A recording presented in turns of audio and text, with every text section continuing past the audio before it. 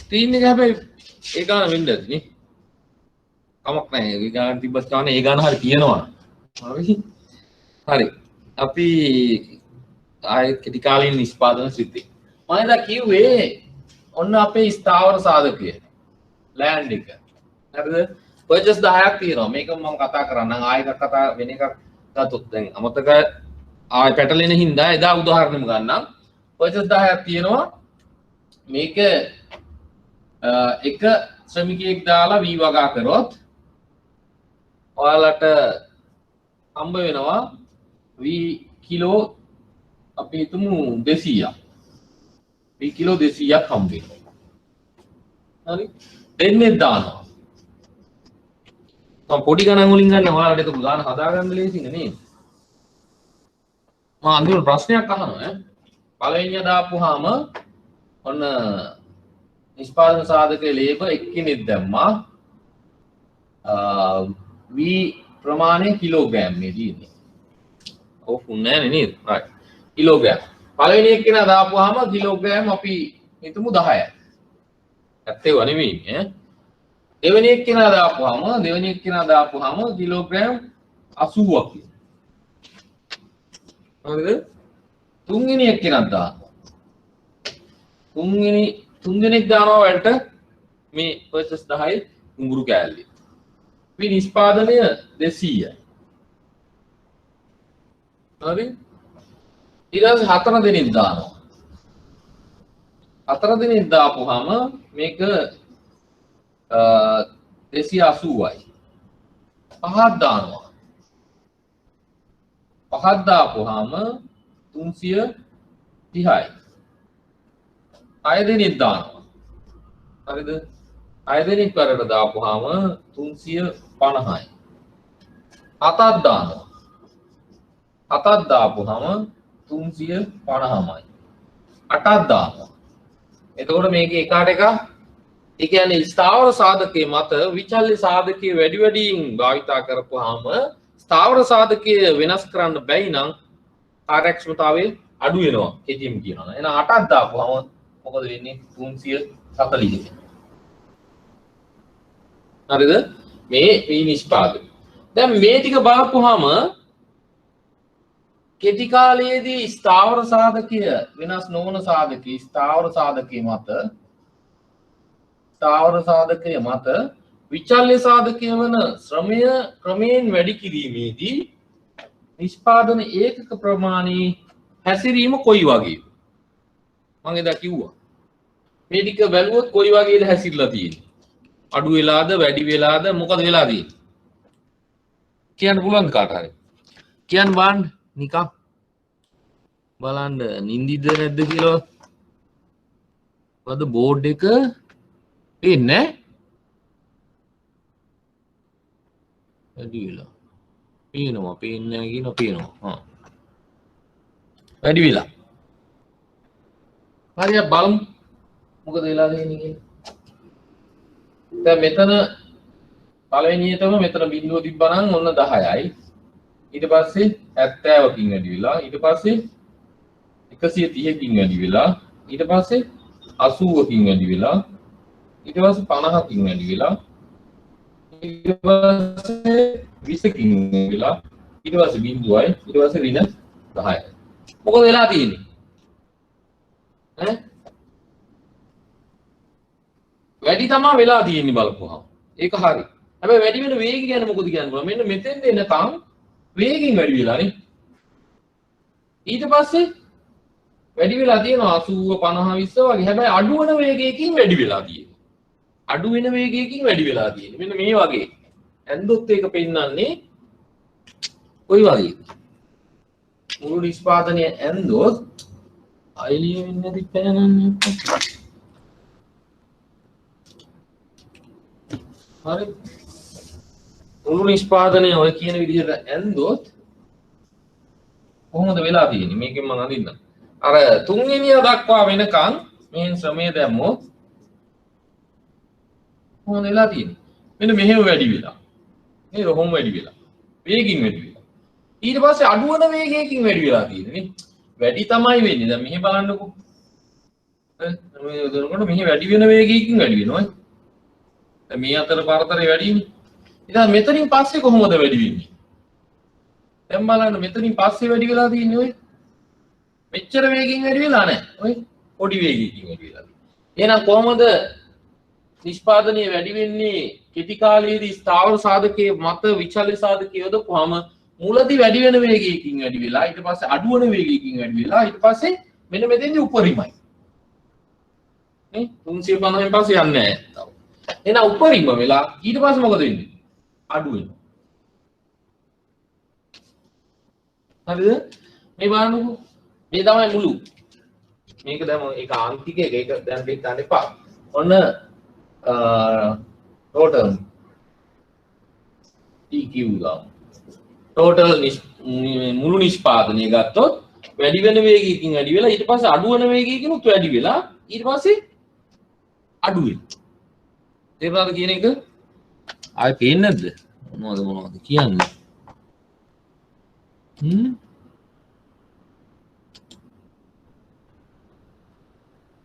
මොනවද?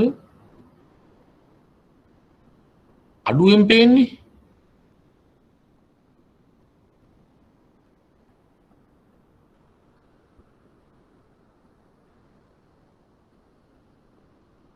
මාරේ මට කියව ගන්නත් බෑ පුතේ.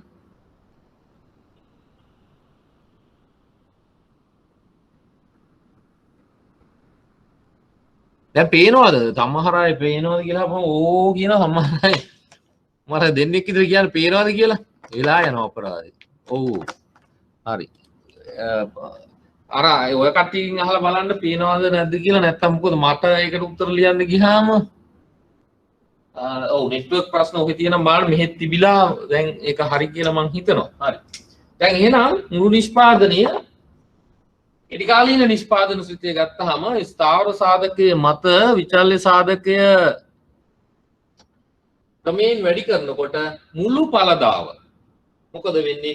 මුලදී වැඩි වෙන වේගයකින් වැඩි වෙලා අඩු වෙන වේගයකින් වැඩි වෙලා උපරිම වෙලා හීන වෙලා යනවා. එහෙනම් කෙටි කාලයේදී නිෂ්පාදන සිතේ හැසිරීම කොහොමද? මුළු නිෂ්පාදන සිතේ හැසිරීම ස්ථාවර සාධකය මත විචල්්‍ය සාධකයේ ක්‍රමයෙන් වැඩි කරන විට ලැබෙන මුළු ඵලදාව මුල් අවස්ථාවේදී වැඩි වෙන වේගයකින් වැඩි වෙලා ඊට පස්සේ අඩු වෙන වේගයකින් වැඩි වෙලා උපරිම වෙලා හීන වෙලා යනවා. ඒකට අපි කියනවා හීනවන ආන්තික ඵලදා න්‍යාය කියලා. එහෙනම් කෙටි කාලීන නිෂ්පාදන ශ්‍රිතය හැසිරෙන්නේ මොකක් පදනම් කරගෙනද? හීනවන ආන්තික ඵලදා න්‍යාය පදනම් කරගෙන. දිග වාක්‍ය ලියනවා. මොනවා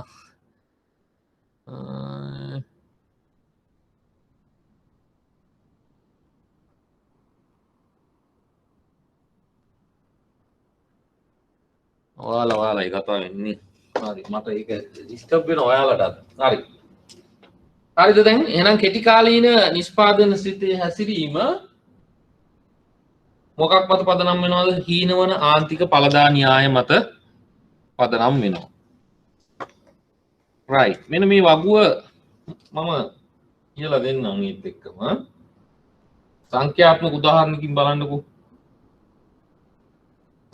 මේක ඔයාලා ගාව මේ වගුව තියෙනව නේද? මම ආයෙ ලියන්න යන එක අපරාධයක් ඉතින්. හරි ඒකින්ද ලියන්න ඕනේ. ඊට පස්සේ අපි බලමු මේකේ ආන්තික ඵලදාව සහ සාමාන්‍ය ඵලදාව කියන්නේ මොකක්ද කියලා. හරිද? ආන්තික ඵලදාව කෙටි කාලීන නිෂ්පාදන සිතේ මේ තියෙන මුළු ඵලදාව. ඉංග්‍රීසියෙන් ලියන්න වෙන්නේ නේද? මුළු ඵලදාව. ඊට පස්සේ සාමාන්‍ය ඵලදාව අපි හදන හැටි බලමු. සාමාන්‍ය ඵලදාව පේනවා නේද? ඊට පස්සේ ආන්තික ඵලදාව.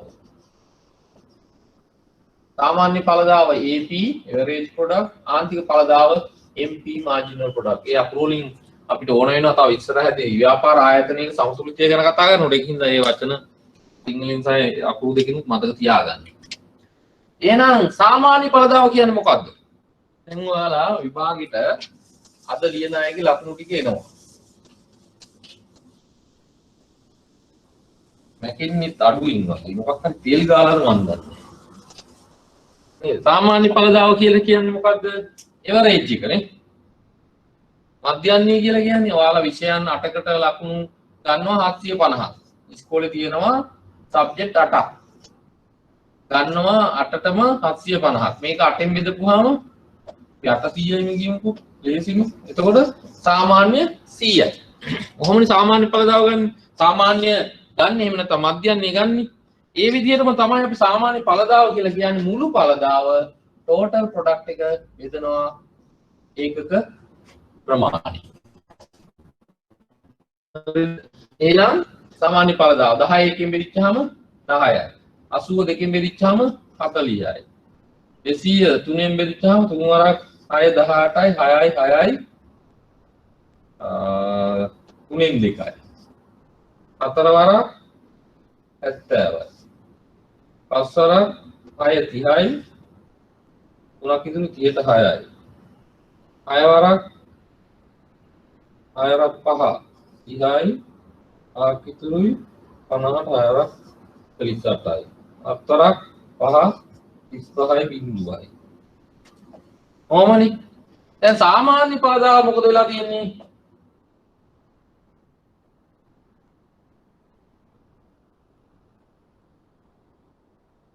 මේ මගේ ගත්ත සංඛ්‍යා අනුව එහෙම වෙනවා ඇත්ත. ඔයාලගේ වගුවේ බලන්නකෝ. මම සංඛ්‍යා ගත්තේ නිකන් හිතලානේ. වගුව බලන්න වගුව බලලා කියන්නේ මට සාමාන්‍ය ඵලදාව මොකද වෙලා තියෙන්නේ? ඔය මුලදී චුට්ටක් එකෙත් ඇරිලා තියෙනවා. මෙන්න මේ ටික එච්චර ගණන් ගන්න අවශ්‍ය නෑ. මේ මෙන්න මෙතනින් පස්සේ මොකද සාමාන්‍ය ඵලදාව වෙලා තියෙන්නේ? මේකට හේතුවක් තියෙනවා අපි කතා කරමු. සාමාන්‍ය ඵලදාව ක්‍රමයෙන් අඩු වෙලා. සාමාන්‍ය ඵලදාව ක්‍රමයෙන් අඩු වෙනවා. ඊට පස්සේ ආන්තික ඵලදාව කියලා කියන්නේ මොකද්ද? ආන්තික ඵලදාව කියලා කියන්නේ මුළු නිෂ්පාදනයට අලුතෙන් එකතු වෙන ප්‍රමාණය මොකක් නිසාද? එක් විචල්්‍ය සාධක ඒකකයක් එකතු කිරීම නිසා මුළු නිෂ්පාදනයට අලුතෙන් එකතු වෙන ප්‍රමාණය. ආන්තික උපයෝගීතාවය මතකද? එක් භාණ්ඩයක දිගින් දිගටම පරිභෝජනය කරනදී අමතර එක් ඒකකයක් පරිභෝජනය කිරීමෙන් මුළු උපයෝගීතාවයට එකතු වෙන ප්‍රමාණය තමයි ආන්තික උපයෝගීතාවය කියලා කිව්වේ. හරිද? දැන් අර අඹ ඔයාලට මතකද දන්නේ අර ගෙඩි කාගෙන යනකොට පළවෙනි එකේදී 20යි දෙවෙනි එකේදී 30යි වුණා නම් මේකේ ආන්තික උපයෝගීතාවය උනේ 10යි. ඊ අමතර එක් ඒකකයක් පරිභෝජනය කිරීමෙන් මුළු උපයෝගීතාවයට එකතු වෙච්ච ප්‍රමාණය. ඒ වගේ තමයි ආන්තික ඵලදාව කියලා කියන්නේ නිෂ්පාදන විචල්්‍ය සාධකයේ ඒකකයකින් වැඩි කිරීමේදී එකේ ඉඳලා දෙක දක්වා වැඩි කරනකොට මුළු ඵලදාව කොච්චර ප්‍රමාණයකින් වැඩි වුණාද කියන එක තමයි ආන්තික ඵලදාව කියලා කියන්නේ. එහෙනම් ආන්තික ඵලදාව කිව්වේ මොකද්ද? විචල්්‍ය සාධකයේ ඒකකයකින් වැඩි කිරීම නිසා මුළු ඵලදාවට අලුතෙන් එකතු වෙච්ච ප්‍රමාණය. ඒක අපි හොයන්නේ MP සමානයි ඩෙල්ටා T P බෙදීම ඩෙල්ටා Q. මුළු ඵලදාවේ වෙනස බෙදනවා. මෙතන ප්‍රමාණය කියන්නේ L නිෂ්පාදන සාධකයේ වෙනස. මෙතන තියෙන එකනේ යට නේ. මේ වගේ වෙනස එකයි. දෙකෙන් එකක් එකයි, තුනෙන් දෙකක් එකයි, හතරෙන් තුනක් එකයි, පහෙන් හතරක් එකයි. ඒකින්ද ඩෙල්ටා L අනිවාර්යයෙන්ම එකයි මේකට. එන යට වෙනසක් වෙන්නේ නැහැ. මේක එකයිනේ. එහෙනම් අපිට උඩ එකේ වෙනස දාගෙන යන්න පුළුවන්. මෙතන කීයද? 70යි. මෙතන 120යි. ඔව්. ඊට පස්සේ මෙතන 80යි. මෙතන 50යි. මෙතන 20යි. මෙතන 0යි. මෙතන ඍණ 10යි. හරිද? දැන් මොකද්ද ආන්තික ඵලදාව වෙන්නේ? ආන්තික ඵලදාව මොකද වෙන්නේ? මුලදී වැඩි වෙලා ඊට පස්සේ අඩු වෙගෙන ගිහිල්ලා බිඳුව වෙලා ඊට පස්සේ ඍණ වෙනවා. සාමාන්‍ය ඵලදාව මුලදී වැඩි වෙලා ඊට පස්සේ දැන් 40 66 දක්වා වැඩි වෙලා ඊට පස්සේ අඩු වෙගෙන යනවා. එහෙනම් ඔය කියන තුනේම හැසිරීම අපි එක සටහනකට ගත්තොත් කොහොමද හැසිරෙන්නේ? එහා පැත්තේ ඇති අපි අඳලා මුළු පළදාව වැඩි වෙන වේගයකින් වැඩි වෙලා අඩු වෙන වේගයකින් වැඩි උපරිම වෙලා හීන වෙනවා. දැන් මට කියන්න මුළු පළදාව උපරිම වෙනකොට ආන්තික පළදාව කීයද? මුළු පළදාව උපරිම වෙනකොට ආන්තික පළදාව කීයක් වෙයිද? කියන්න බං. ඒ කියන්නේ අර මුළු උපයෝගීතාවයේ උපරිම වෙනකොට ආන්තික උපයෝගීතාවය කීයද කියලා මම අහුවයි දත්තී ප්‍රශ්න. ඒ වගේම තමයි. මුළු පළදාව උපරිම වෙනකොට. ඔව්. මුළු පළදාව උපරිම වෙනකොට කෙනෙක් කිව්වා ඒක ඉතින් මම හරි කියලා හිතනවා. මුළු පළදාව උපරිම වෙනකොට ආන්තික පළදාව බිඳුවයි. මෙන්න මෙතේ මේ ආන්තික පළදාව බිඳුවයි වෙන්නේ. එහෙනම් කොහොමද අපි ආන්තික පළදාවක් මුලදී වැඩි වෙලා ඊට පස්සේ ඔන්න mr හරිද? ඊට පස්සේ සාමාන්‍ය පළදාව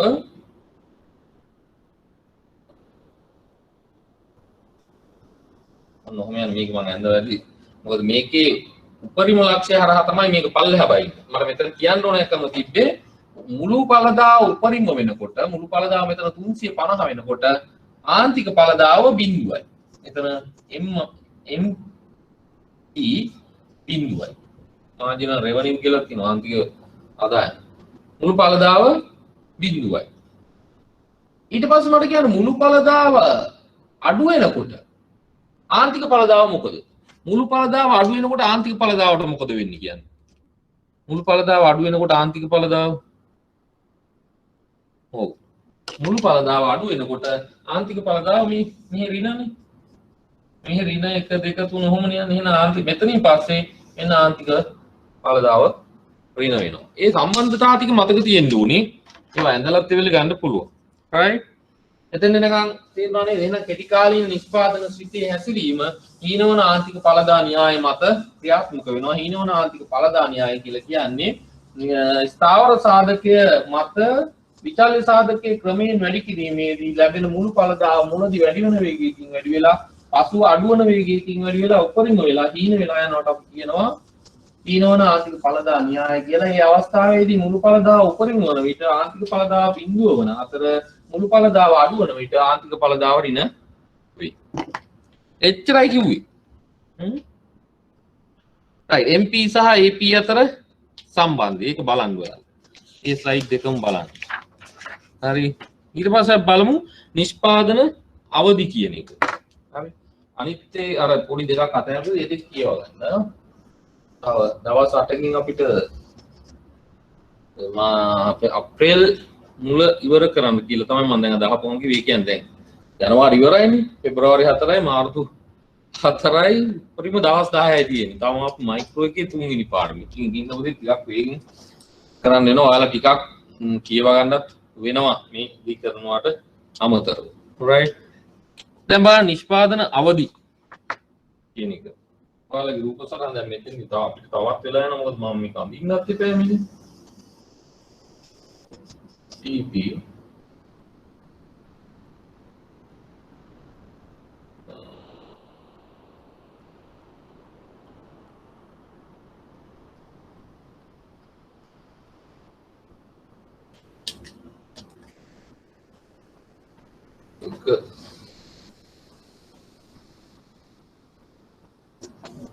and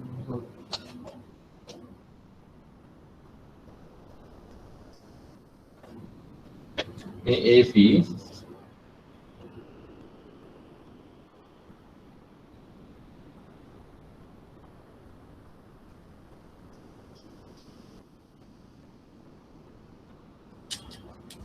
කොහොම ලක්ෂහරහා යන්න අඳින්නත් ඕනේ. ඔයාලට දැන් මේක අඳිනකොට මේ බලානින් එක හොඳයි. ඒක පොතේ නම් එන්න හැකි රූල් තියෙනවනේ.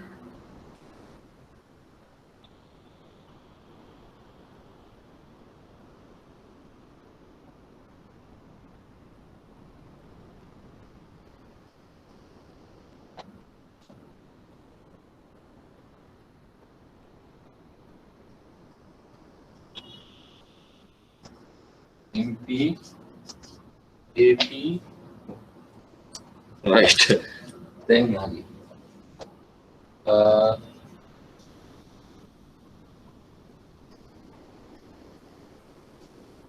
මේක පළවෙනි අවධිය මේක දෙවන අවධිය මේක තුන්වෙනි අවධිය. ඒ කියන්නේ නිෂ්පාදන ආයතනයක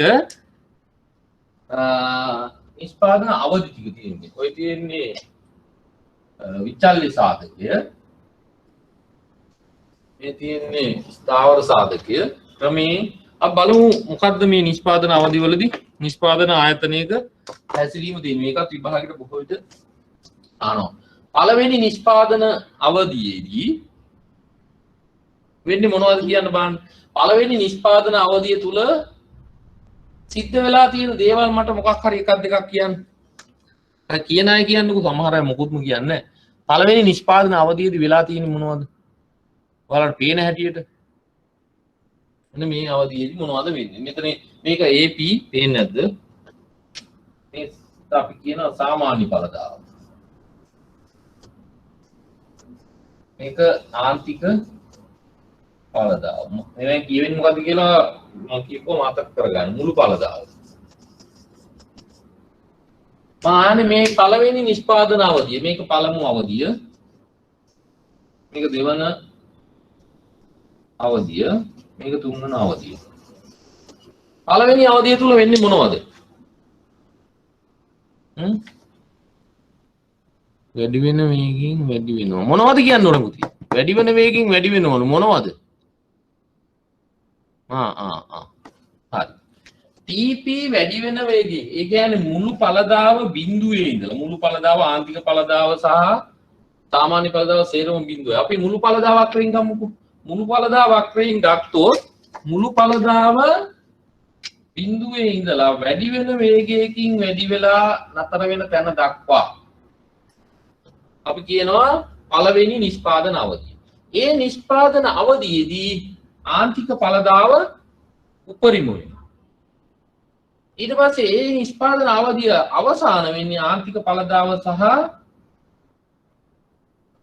සාමාන්‍ය ඵලදාව එක හා සමාන වන තැන වෙනකන් ඇවිල්ලා. MP AP ට සමාන වන තැනට ආපුවම පළවෙනි නිෂ්පාදන අවධිය ඉවරයි. එතකොට ඔයාලා දැන් කර්මාන්තයක් ආරම්භ කරොත් ඔය පළවෙනි නිෂ්පාදන අවධියේදී ඔයා ව්‍යාපාරයක් පටන් ගන්නකොට එතකොට තේරෙනවා. මොකද වෙන්නේ? පළවෙනි දැන් මේක දිගු කාලයක ටික කාලය එක එක නිෂ්පාදනය ගත්තාම වෙනස්. මුල් කාලයේදී ඔයාගේ මොකද වෙන්නේ? ආන්තික ඵලදාව ඉතා වේගින් වැඩි වෙනවා. ඵලදාව වැඩි වෙනවා වේගින්. ඇයි? දැන් සේවකයෝ උපරිම කාර්යක්ෂමතා ප්‍රමාණයක් යොදලා තියෙන්නේ. එතකොට නිෂ්පාදනය වැඩි වෙනවා. වැඩි වේගින්. ඊළඟට සාමාන්‍ය ඵලදාව ක්‍රමයෙන් වැඩි වෙලා මෙතනින් පස්සේ අඩු වෙන්න ගන්නවා. ඇයි? දැන් උපරිම සේවකයෝ සේවය යොදවන්න ඕන ගාන යොදවලා තියෙන්නේ. එතකොට එහෙමනම් සාමාන්‍ය ඵලදාව එන්නේ මුළු ඵලදාව සේවකයෝ ගානෙන් බෙදපුවාම එහෙනම් යට විශාල වෙන හින්දා ක්‍රමයෙන් එතෙන්ද ඇවිල්ලා සාමාන්‍ය ඵලදාව ආය අඩු වෙන්න ගන්නවා. එතකොට දෙවෙනි නිෂ්පාදන අවධිය ආරම්භ වෙන්නේ මුළු ඵලදාව වක්‍රයට අනුව කිව්වොත් මුළු ඵලදාව අඩු වෙන වේගයකින් වැඩි වෙන අවස්ථාවේ ඉඳලා මුළු ඵලදාව උපරිම වෙන අවස්ථාව දක්වා අපි කියනවා දෙවෙනි නිෂ්පාදන අවධිය. ඒ නිෂ්පාදන අවධියේදී MP සහ AP කියන දෙකම අඩු වෙන්න පටන් ගන්නවා. ඒ නිෂ්පාදන අවධිය අවසාන වෙන්නේ ආන්තික ඵලදාව බිඳුව වෙන තැනින්. ආන්තික ඵලදාව බිඳුව වෙන තැනින්. ආන්තික ඵලදාව බිඳුව වෙන තැන ඉඳලා ඒ කියන්නේ අමුතුවෙන් එක නිෂ්පාදනයක් එකතු කරපුවාම කිසිම අලුතෙන් එක නිෂ්පාදන සාධකයක් එකතු කරන් පස්සේ කිසිම නිෂ්පාදනයක් වැඩි වෙන්නේ නැහැ. මෙන්න මෙතෙන්දි. අන්න ඒ දක්වාම අපි කියනවා දෙවෙනි නිෂ්පාදන අවධිය. එතනින් ඔබට අපි කියන්නේ තුන්වෙනි නිෂ්පාදන අවධිය. ඒකෙදි වෙන්නේ මුළු ඵලදාව අඩු වෙන්න ගන්නවා ආන්තික ඵලදාව ඍණ වෙන්න ගන්නවා. දැන් ඔයාලා නිෂ්පාදකයෙක් නම් නිෂ්පාදකයා රැඳී සිටින්න ඕනේ මොන නිෂ්පාදන අවධියේද? මොන නිෂ්පාදන අවධියේද නිෂ්පාදකයා රැඳී සිටින්න යුත්තේ? දෙකේ. හරි. දෙකේ කියලා කියනවා. ඇයි? හේතු ගොඩක් කියන්න පුළුවන්. එකක් දෙකක් කියන්න දෙකේ හරි පුතේ. දෙකේ ඔක්කොම ලිව්වා දෙවෙනි නිෂ්පාදන අවධිය. ඇයි එහෙම ඒකේ රැඳෙන්න ඕනේ? ඇයි එකේ රැඳෙන්නේ නැත්තේ? එකේ රැඳෙන්නේ නැති වෙන්න හේතුව කියන්නේ. එතකොට අපි ඊට පස්සේ තුනේ නිකම්ම පුළුවන් කියන්නේ. ඇයි එකේ විතරක් ඉන්නේ නැතුව තව ඉස්සරහට නිෂ්පාදනය වැඩි කරන්නේ? ඇයි පළවෙනි නිෂ්පාදන අවධියේ රැඳී සිටින්නේ නැත්තේ? පළවෙනි නිෂ්පාදන අවධියේ ඉතින් මෙතනින් රැඳිලා හිටපුවා ඉවරයි. ඒ කියන්නේ මුළු බලදාව වැඩි වෙන වේගයකින් වැඩි වුණාන් පස්සේ අතහැරලා දානවා. ඒ තත්ත්වයෙන් තියාගෙන යනවා. ආය නිෂ්පාදන සාධක වැඩි කරන්නේ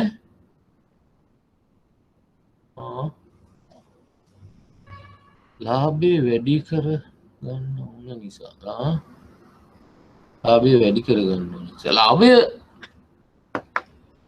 ලාභය කිව්වට කමන්නේ නැහැ. ඇත්තටම තාම ලාභ කතාව මේකට අපි මිල ඇතුළත් කරේ නෑ. මොකද මේක නිෂ්පාදනය වැඩි කර ගන්න ඕන නිසා කියන්නේ. ලාභය දැනට ඕනේ නැහැ. මොකද මිල ගණන් වෙනස් වීමත් සමහරට ලාභය වෙනස් වෙන්න පුළුවන් නිෂ්පාදනය වැඩි වුණාට. අපි කතා කරන්නේ නිෂ්පාදනය ගැන නේ. තේරෙනවද දන්නේ නැහැ. මොකද ලාභය නිෂ්පාදනය දෙක නිෂ්පාදනය වැඩි වුණාට මිල අඩු වුණා ලාභය තවත් අඩු වෙන්න පුළුවන්. ඒකෙන්ද ලාභය කියන්න එපා. මේකෙදි ඇත්තටම ආන්තික ඵලදාව වැඩි වෙනවා. ඒක හොඳයි. සාමාන්‍ය ඵලදාවත් වැඩි වෙලා උපරිමත් වෙනවා. ඒකත් හොඳයි. මුළු ඵලදාව වැඩි වෙන වේගයකින් වැඩි වෙනවා. වැඩි වෙන වේගයකින් වැඩි වෙනවා. ඉතින් ඒ නිෂ්පාදන අවධිය හොඳයි. හැබැයි ඒකේ රැඳිලා ඉන්න එක හොඳයි. ඊළඟ අවධියට යනකොට බලන්නකෝ මුළු ඵලදාව මොකද වෙන්නේ? මුළු ඵලදාව වැඩි වෙනවා හැබැයි අඩු වෙන වේගයකින්. අඩු වෙන වේගයකින් හරි වැඩි වෙනවා. ඔයාලා කිසියම් නිෂ්පාදනයක් කරනවා නම් දැන් මුළු ඵලදාව වැඩි වෙනවා. ඉස්සරෝම වේගෙන් වැඩි වෙනවා. ඊට පස්සේ චුට්ට වැඩි වෙනවා හැබැයි මුළු ඵලදාව. හරිද? ආන්තික ඵලදාව මොකද? ආන්තික ඵලදාව අඩු වෙනවා ඒ ධන. අනේක හොඳට මතක තියාගන්න. ආන්තික ඵලදාව අඩු වෙනවා. ඒ කියන්නේ ඵලදාව 200 තිබිලා 220 වෙනවා. එතකොට 20ක් වැඩි නෙවෙන්නේ ඒකයි ධන කියලා කිව්වේ. හැබැයි ධන.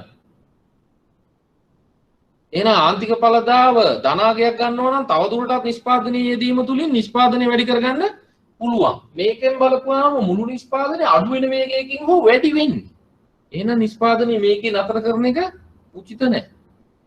ඊට පස්සේ තුන්වෙනි අවධියට ගියාම හැබැයි තුන්වෙනි අවධියට පස්සේ නිෂ්පාදනය 350 තිබ්බනම් දැන් තව අපි එල් වැඩි කරොත් එහෙම ශ්‍රමිකයෝ වැඩ කරොත් වෙන්නේ 340 330 ආදී වශයෙන් අඩු වෙන්නේ.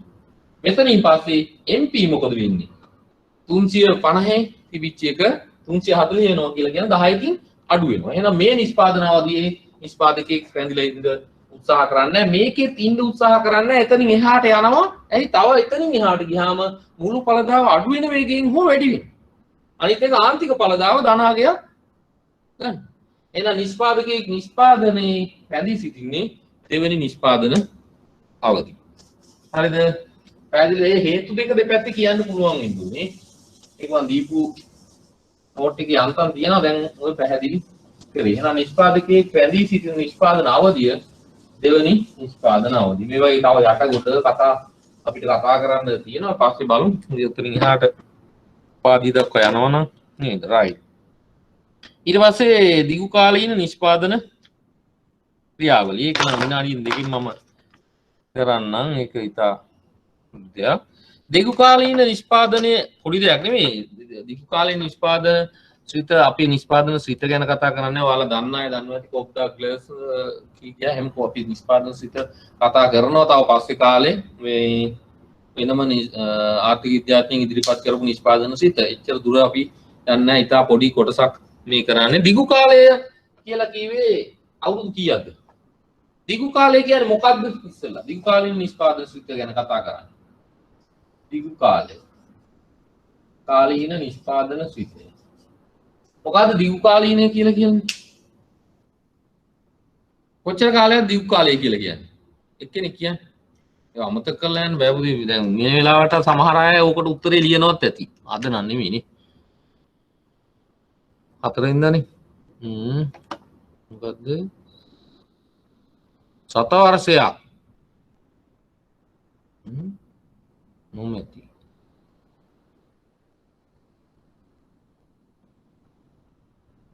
අම්මා අන්න ඒකනේ කියන්න කෙනෙක් කියනවා 7 වර්ෂයක් මොම ඇති අනිත් එක නම් කියන වර්ෂයකට වැඩි මම කියනේව දාන්නේ වර්ෂයක වැඩි කාලයක් ඒ ගිය සතිය ආවේ නැති අයත් ඉන්නවද කොහෙද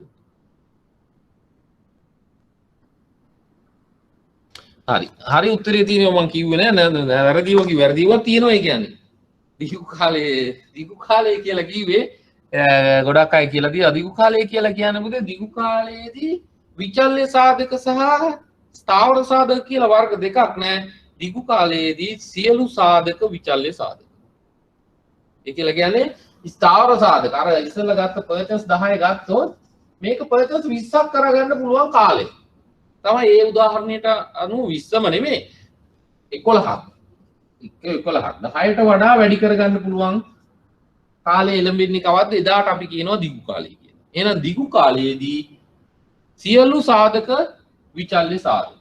එහෙනම් සියලු සාධක විචල්්‍ය සාධක LK මේ සියලුම සාධක විචල්්‍ය සාධක. එහෙනම් දිගු කාලය කියලා කියන එක එක නිෂ්පාදන කර්මාන්තය සඳහා දිගු කාලය විවිධ වෙන්න පුළුවන්.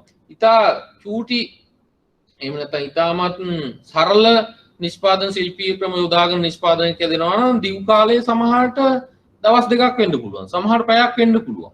හැබැයි මහා පරිමාණ නිෂ්පාදන කර්මාන්තයක් කරනවා නම් විශාල යන්ත්‍ර සූත්‍ර භාවිතා කරලා විශාල ප්‍රාග්ධනයක් යොදාගෙන ඒකේ දිගු කාලය කියලා කියන්නේ ඒක වැඩි දියුණු කරන්න විශාල කාලයක් යන්න පුළුවන් අවුරුදු 10ක් 15ක්. ඒකින්ද සියලු සාධක වෙනස් කරමින් නිෂ්පාදනයේ යෙදෙන්න පුළුවන් කාලය අපි කියනවා දිගු කාලය කියලා. ඒක කියලා තිබ්බා ගොඩක් අය අර කියමු නැති අයත් හිටියා. ඒකම දැක්කද? විභාගෙට ඔය ගෙදක් මං කිව්වා. right? එහෙනම් දිගු කාලයේදී පරිමාණානුකූල ඵල තමයි ක්‍රියාත්මක වෙන්නේ. පරිමාණානුකූල ඵල කියන්නේ මොකක්ද? දැන් පරිමාණානුකූල ඵල කියන එකට හේතුව තමයි මම ගන්නේ අර පර්චස් 10 වැඩි කරනවානේ. ස්ථාවර සාධකේ වැඩි කරනවා කියලා කියන්නේ පරිමාව විශාල කරනවා කියන එක.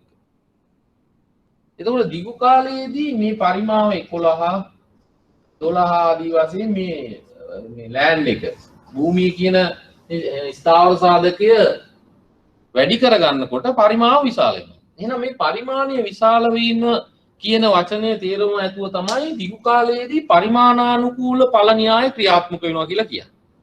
නිෂ්පාදනයේ දිගු කාලයේදී පරිමාණානුකූල ඵල න්‍යාය ක්‍රියාත්මක වෙනවා.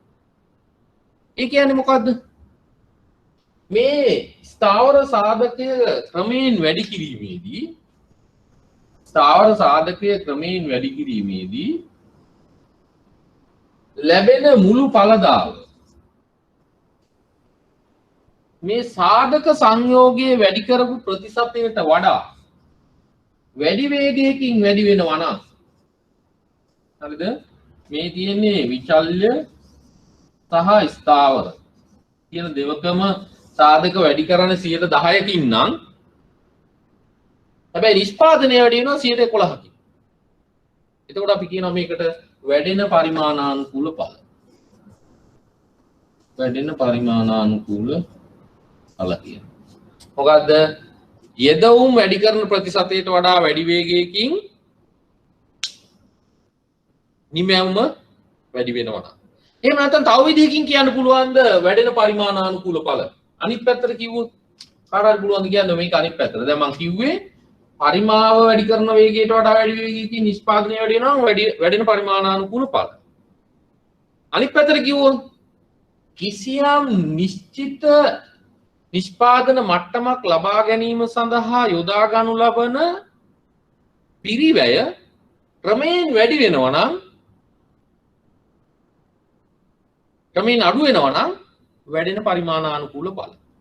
තේරුන්නේ නැහැ නේද කියපේ? තේරුන්නේ නැහැ. අනිත් පැත්තට කියනවා දැන් මේ පැත්ත තේරුණානේ.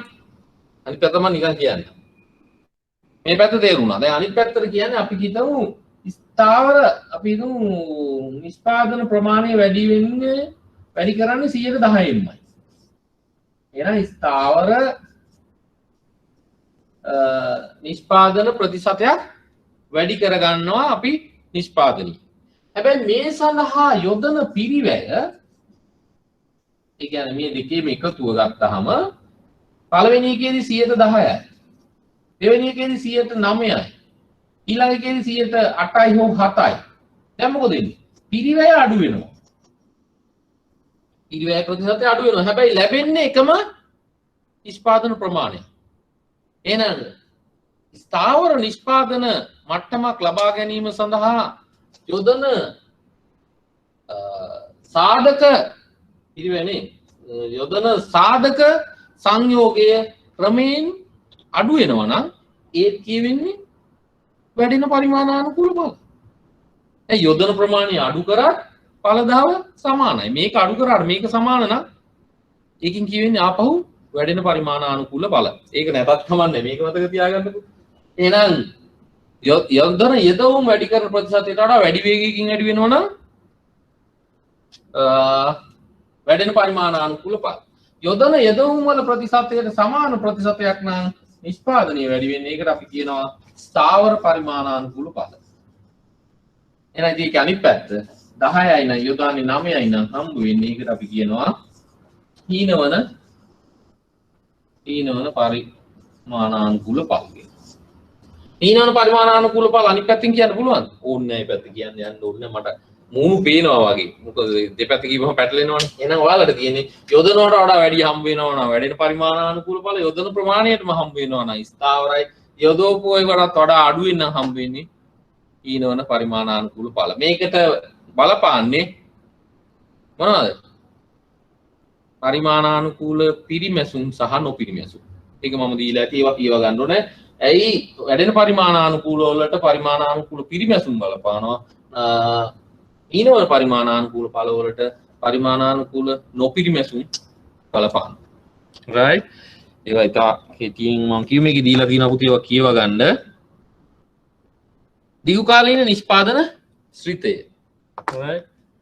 ඔන්න ආපහු දැන් හොඳට මතක තියාගන්න ඕන තැන දිගු කාලීන නිෂ්පාදන ශ්‍රිතය. අපි මම හිතනවා අද වෙලාව තිබුත් මේකෙන් හරි පිළිවෙලින් පොඩි ප්‍රශ්නිකුත් අන්තිමට කතාම කරලා ඉවර කරන්න. මොකද ගොඩක් සමහර අය ලියලා එවන්නේ නැහැ. ඒකෝර ඒ කට්ටියට මග හැරෙන ඉඳ බලමු අපි වෙලාව තියෙන විදිහට.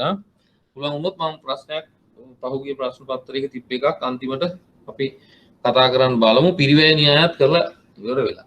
දීර්ඝකාලීන නිෂ්පාදන ශ්‍රිතය මොකක් කියලාද හිතන්නේ? උපේක්ෂා වක්‍රය මතකද? උපේක්ෂා වක්‍රයේදී කතා කරපු සියලුම ගති ලක්ෂණ දැන් අපි මේ කතා කරන්න යන දීර්ඝකාලීන නිෂ්පාදන ශ්‍රිතයේ පවතී. අපි බලමු විචල්්‍ය සාධකයේ මත ස්ථාවර සාධකයේ යොදනකොට අපි හිතමු සපත්තු කියලා. සපත්තු අඳින්න නම් මට බෑ. ඔන්න සපත්තු. හරි. උට try එක දුන්නොත් ටිකක් වෙලා එන්න ඕන නම් පුළුවන්. දැන් ඔහොම සපත්තු හදනවා. ඒව සපත්තු. සපත්තු නිෂ්පාදනය තමයි කරන්නේ. හොඳට අහගන්න. දැන් උපේක්ෂා වක්‍රය වගේම තමයි. හරිද? ශ්‍රමීය ඒකක අපි හිතමු 1 2 3 4 5 6 7 8 9 ඔය වගේ කියලා. එතකොට 1 2 3 4 5 6 7 8 right මේක 2 4 6 10 ඔහොම කොහොම හරි කියන්නේ මේක 1 2 3 ඔහොම.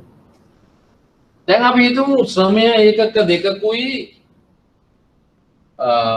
ප්‍රාග්ධනයේ ඒකක 8කුයි යෙදුවොත් ඔන්න සපත්තු අපිට පුළුවන් මෙන්න මෙතන අපි හිතමු සපත්තු 20යි. 20 නිෂ්පාදනය කරන්න පුළුවන්. හොඳට අහගන්න. ඊට මේකින් ශ්‍රමය කීපයක් හරි මේකින් දාලා මෙතන අපි හිතමු අපිට හදන්න පුළුවන් සපත්තු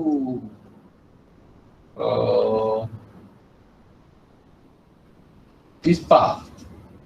දැන් ඔහොම ගත්තාම මෙතන 30. ඔය ආදි වශයෙන් ගත්තාම මෙන් ගත්තොත් 20යි. මෙතන ගත්තොත් 28යි. මේ ගත්තොත් 60යි. මේ ගත්තොත් 100යි.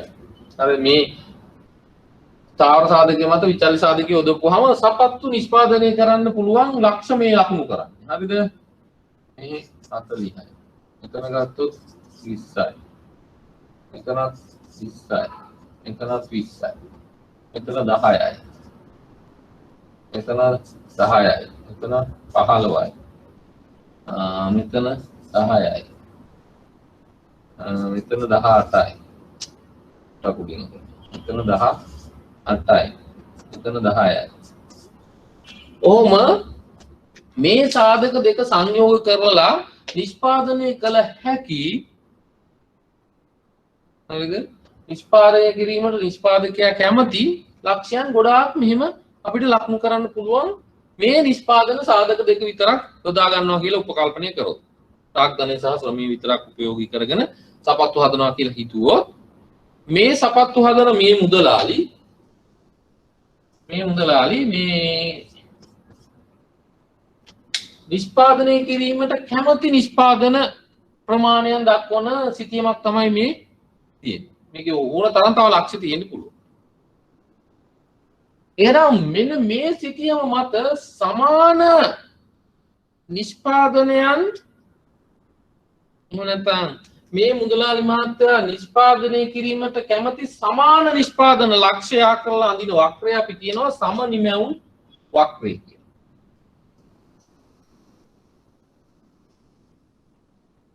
මෙතන හරිද? දැන් මෙතන 10 ඒවත් තියෙනවා. මේක 10 මේක 20යි. දැන් 30 තිබ්බනම් 30. එහෙනම් දිගු කාලයේදී මොකද්ද නිෂ්පාදන සිතේ හැසිරීම? සමනිමැවුම් වක්‍ර විග්‍රහය. සමනිමැවුම් වක්‍රයක් කියන්නේ මොකද්ද? සමාන නිෂ්පාදනයන් දක්වන ලක්ෂයන් යා කරලා අඳින වක්‍රය.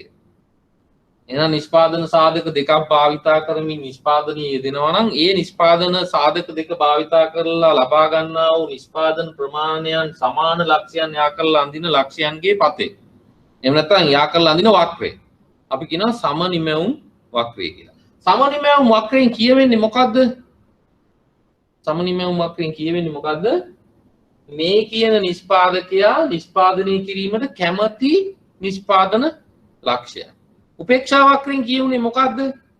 පාරිභෝගිකයා පරිභෝජනය කිරීමට කැමති නිෂ්පාදන කැමති භාණ්ඩ සංයෝග දක්වන ලක්ෂය. මතකද උපේක්ෂා වක්‍රය? පිට කොහෙදානේ ඌව මතක නේද? එහෙනම් සම නිමැවුම් වක්‍රයෙන් කියවෙන්නේ මොකද්ද? සමාන නිමැවුම් ලක්ෂයන් යා කරලා අඳින වක්‍රය සම නිමැවුම් වක්‍රය. උපේක්ෂා වක්‍රය කියලා කිව්වේ සමාන උපයෝගීතාවක් සහිත ලක්ෂයන් යා කරලා අඳින වක්‍රය. එතෙන්දී අපි තව කිව්වා පාරිභෝගිකයා මිලදී ගැනීමට කැමති ලක්ෂයන් තමයි මේ උපේක්ෂා වක්‍රයේදී යන්නේ. එහෙනම් දැන් මේ සම නිමැවුම් වක්‍රයේදී කියවෙන්නේ නිෂ්පාදකයා නිෂ්පාදනය කිරීමට කැමති ලක්ෂයන්ද නිෂ්පාදනය කිරීමට හැකි ලක්ෂයන්ද යාට. ඒකට උත්තරේ දෙන්න. මේකෙන් කියවෙන්නේ මේ නිෂ්පාදකයා නිෂ්පාදනය කිරීමට හැකි ලක්ෂයන්ද මේ ඔක්කොගෙම කියවෙන්නේ. එහෙම නැත්නම් යා කැමති ලක්ෂයන්ද? හැකිද කැමතිද? කියන්න චුට්ටක් හොඳට හිතන්න ඕනේ. ටිකක් හිතලා තමයි කියන්න ඕනේ. හැකිද කැමතිද?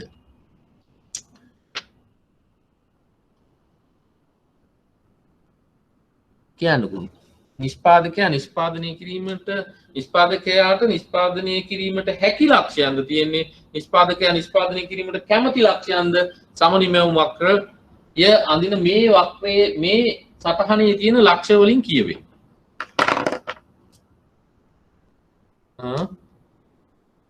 කියන්න කිව්වම මම තව ප්‍රශ්නයක් අහන්නම්. මේක පඩව ගන්න. දෙන්න කියන්නේ බයයිද?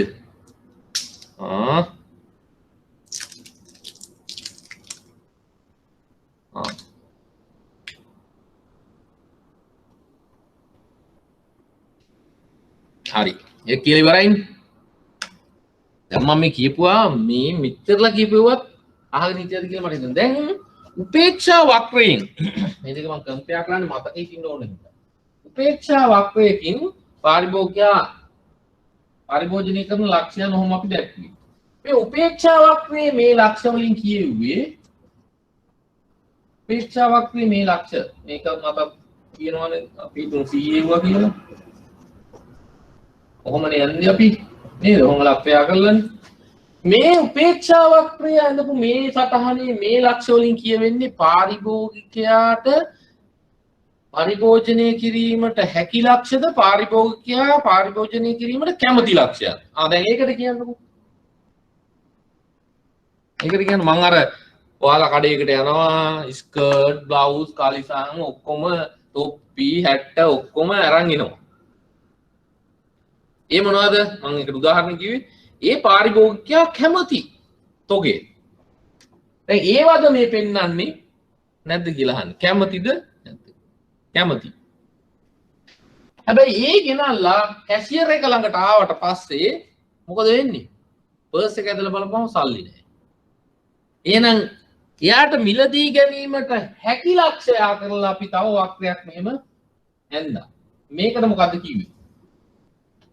නේද? ඊට පස්සේ ඒ හැකි සහ කැමති කියන දෙකම සමපාත වෙන තැන තමයි අපි සමතුලිතය කියලා කිව්වේ. මතක නෑ මුදේ ඈ එහෙම අමතක කරලා නම් විභාගය ගන්න බෑ. right? දැන් එහෙනම් මේ තිබ්බේ කැමති ලක්ෂයන් ඉස්සෙල්ලා තිබ්බේ. අර බරු ටික අරන් මේ කැෂියර් එක ළඟට එනකන් ලක්ෂ ටික තමයි මේ තියෙන්නේ. එතෙන් ආවට පස්සේ පර්ස් එක ඇදලා බලපුවාම සල්ලි නෑ. ඒ සල්ලි නැති එක පෙන්වන්න අපි වක්‍රයක් ඇඳා ඒකට මොකද්ද කියපු නම? ඉංග්‍රීසියෙන් හරි කමන්නේ. කියන්නකෝ. මොකද්ද පුතේ මේ ඇඳපු වක්‍රයේ නම? ඒ දෙක සමපාත වෙන තැන තමයි සමතුලිත උනේ. අපි ගණනුත් හැදුවා. මොකද්ද මේ වක්‍රය? ඒ උපේක්ෂා වක්‍රයේදී ඇඳපු. මොකද්ද සංරෝධක මේක? සංරෝධකයේ මොකද්ද? ඔයා බාණ්ඩ මිලදීලා ගන්න කැමති. කැමති ගොඩාක් බාණ්ඩ තොග තියෙනවා. හැබැයි ගන්න බෑ සංරෝධකයක් තියෙනවා. මොකද්ද ඔයාගේ පර්ස් එක? හැබැයි පර්ස් එක කියලා මේ රේඛාවට කියන්න බෑනේ. ඒක තියෙන්නේ හැකියාව. අයවැය රේඛාව. කෙනෙක් කියනවා. අයවැය රේඛාව. එහෙනම් මේ තියෙන අයවැය රේඛාව. අපි මේක ඇඳලා මතකද ඇති. එහෙනම් අයවැය රේඛාවෙන් කිව්වේ පාරිභෝගිකයාට මිලදී ගැනීමට හැකි නේද? මේ අනිත් උපේක්ෂා වක්‍රයේ ලක්ෂ වලින් කිව්වේ කැමති සහ මේ අනිකුත් ලක්ෂ. එහෙනම් සමතුලිත උනේ හැකි සමාන වෙන්න ඕනේ කැමති. මොකද කැමති වුණාට ගන්න බැයි නම් එයාට සමතුලිත වෙන්න බෑනේ. දැන් එතකොට ඔයාලා මේ විදිහට ගත්තාම මේක කියපු එක සම්පූර්ණයෙන් වැරදිනේ. සියල්ලම වැරදි කිව්වේ. මේකේ සම නිමැවුම් වක්‍රයෙන් කියවෙන්නේ එහෙනම් නිෂ්පාදකයා නිෂ්පාදනය කිරීමට කැමති නිෂ්පාදන ලක්ෂය. මේකමයි වචනේ විතරයි වෙනස් වෙන්නේ. ඒකයි මම රූප සරහන් දෙකම ඇන්දේ. එහෙනම් සම නිමැවුම් වක්‍රයකින් කියවෙන්නේ මොකද්ද? නිෂ්පාදකයා නිෂ්පාදනය කිරීමට කැමති නිෂ්පාදන මට්ටම් සමාන නිෂ්පාදන මට්ටම් යා කරලා අඳින වක්‍රය සම නිමැවුම් වක්‍රය. මේ තලයේ මත පිහිටන ඕනෑම ලක්ෂයකින් කියවෙන්නේ නිෂ්පාදකයා නිෂ්පාදනය කිරීමට කැමති ලක්ෂය. ඒ කැමති සමාන භාණ්ඩ ප්‍රමාණයන් දක්වන ලක්ෂණ යා කරලා අඳින වක්‍රය සම නිමැවුම් වක්‍රය. සමාන නිමැවුමක් සහිත වක්‍රය කියන තේරුම තියෙන්නේ. නේද? මේකේ උපේක්ෂා වක්‍රය කියලා කිව්වේ සියලුම භාණ්ඩ පරිභෝග ඒ ලක්ෂය වලට උපේක්ෂාව කියලා කියන්නේ. උපේක්ෂා සහගතව බලනවා. සමානව කැමති කියන එක තමයි උපේක්ෂා වක්‍රය කියන එක කියන්නේ. ඒ වචනේම තමයි මෙතන සම නිමැවුම් වක්‍රය. සමාන නිමැවුමක් දක්වන්නා වූ ලක්ෂයන් යා කරලා අඳින වක්‍රය සම නිමැවුම් වක්‍රය. එහෙනම් එකකින් කියවෙන්නේ මොකද්ද? නිෂ්පාදකයා නිෂ්පාදනය කිරීමට කැමති ලක්ෂය යා කරලා අඳින වක්‍රය. දැන් නිෂ්පාදකයා ඔයාලට ගුවන් යාන හදන්න කැමැත්ත තියෙනවා. හරිද? සපත්තු කෝටියක් හදන්න කැමති. මේක මේ ලක්ෂ වල 60ක් හදන්නත් කැමති වෙනවා. 30ක් හදන්නත් කැමති. 100ක් හදන්න කැමති. 25ක් හදන්න කැමති. දැන් ඔයාලා කඩේට බඩු ගන්න ගියාම මෙහෙම විවිධ තොග එහෙම නැත්නම් විවිධ සංයෝග අරන් ආපුවාම කැෂියර් එක ළඟට සංරෝධකයක් හිටිනවා අයවැය කියලා.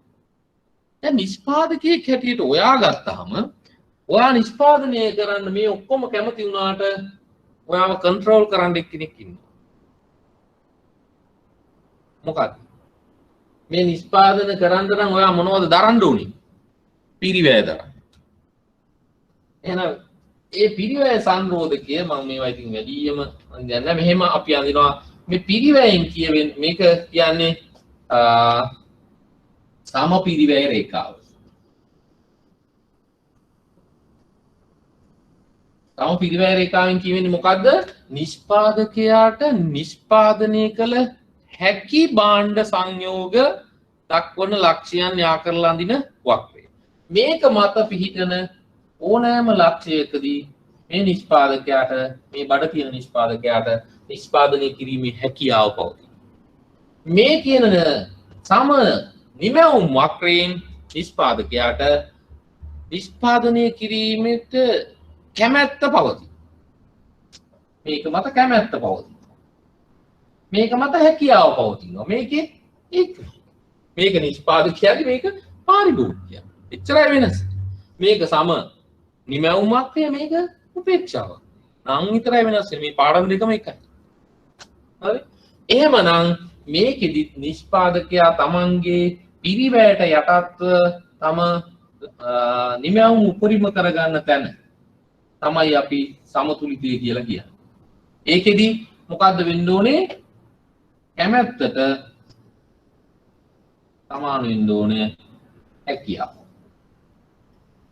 හැකියාව මේකෙදි පෙන්වන්නේ සම පිරිවැය රේඛාවෙන් කැමැත්ත පෙන්වන්නේ සම නිමැවුම් වක්‍රය එහෙනම් මේ දෙක එහෙම නැත්නම් සම පිරිවැය රේඛාව ස්පර්ශ කරන තැනේදී තමයි නිෂ්පාදකයා සමතුලිතයට පත් වෙන්නේ හරිද දැන් උපේක්ෂා වක්‍රයේ බෑවුමින් කියුනේ මොකද්ද කාට හරි පුළුවන්ද කියන්න උපේක්ෂා වක්‍රයේ බෑවුමින් කියුනේ මොකද්ද කියන්න බලන්න ඊට පස්සේ අපි ඉල්ලුම සැපිමු ගන්න මේ පාඩමෙන් පස්සේ ඉතින් හරි ආසයි තියෙන්නේ ඒක දැන් ටිකක් අපි අර නොදන්න දේවල් ගොඩක් අය දන්නේ නැතුව ඇති දැන් කැම්පස් වල ඉන්න අය මේවා ඊට එහා ගොඩක් කරලා ඇති මහානේ උපේක්ෂා වක්‍රයේ බෑවුමින් කියුවේ මොකද්ද දම උපේක්ෂා වක්‍රයේ බෑවුමින් පිළිබිඹු වෙන්නේ මොකද්ද කියන්න බා උපේක්ෂා වක්‍රයේ බෑවුමින් මොකද්ද කියුනේ ඒ කියන්නේ උපේක්ෂා වක්‍රයේ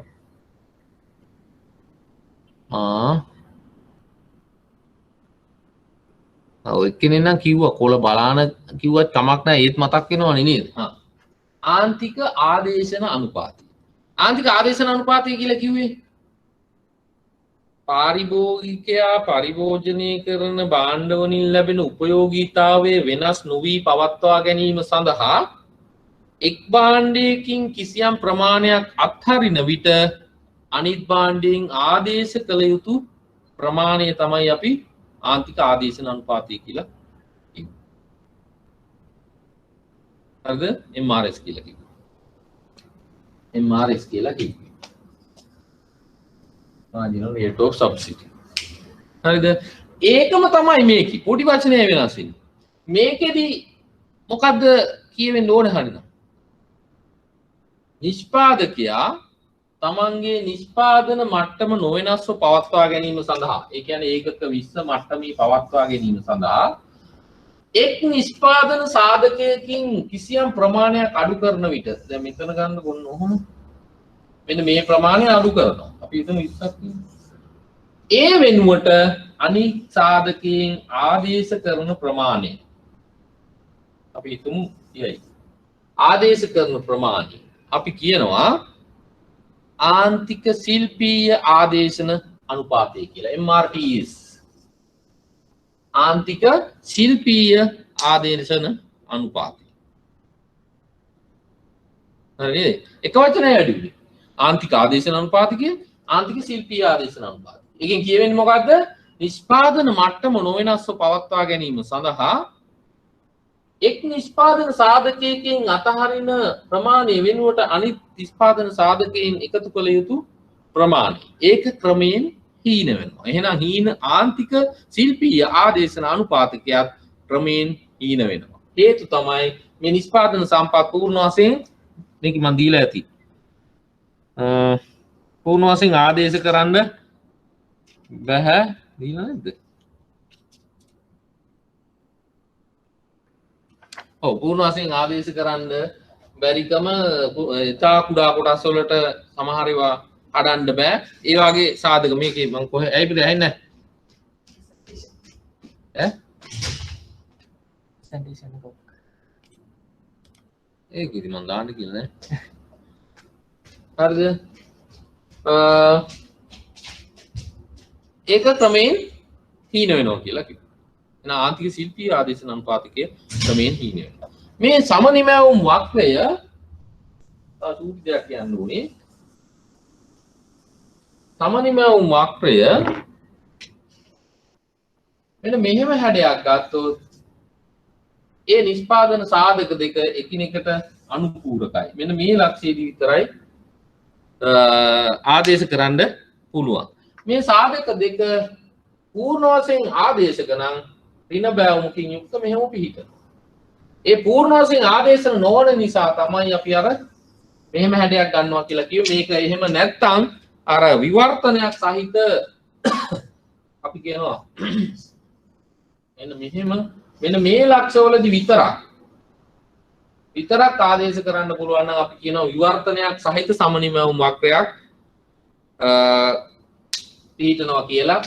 මෙන්න මේ ටික සුමට වැඳපුවම අපි කියනවා රේඛීය ප්‍රකමන සමනිමැවුම් වක්‍රයක් කියලා. ඒව එච්චර ගණන් ගන්න එපා රේඛීය ප්‍රකමන කිව්වට. කොහොම හරි සමනිමැවුම් වක්‍රයක බෑවුම මගින් කියවෙන්නේ ආන්තික ශිල්පීය ආදේශන අනුපාතය. ඔයාලා ඒක මතක තියාගත්තාම ඇති. හරි අනිත් මම නිකන් කිව්වේ මේකේ පොඩි නෝට් එකක් දීලා තියෙනවා. ඒක චුට්ටක් බලන්න. ඊට පස්සේ ඒකට සම පිරිවැය රේඛාව එකතු කරා. මේ දෙක එකතු වෙන තැන සමතුලිතය ගැන කතා කරා. දැන් අපි තව චුට්ටයි තව කතා කරන්නේ. ඉවරයි. හරි. නැත්තම් එපා වෙනවනේ නේදම අපි වෙන පාඩමකට යනවා. ඒක ලේසි. හරි. ඕක කොහොම තිබ්බයි. දැන්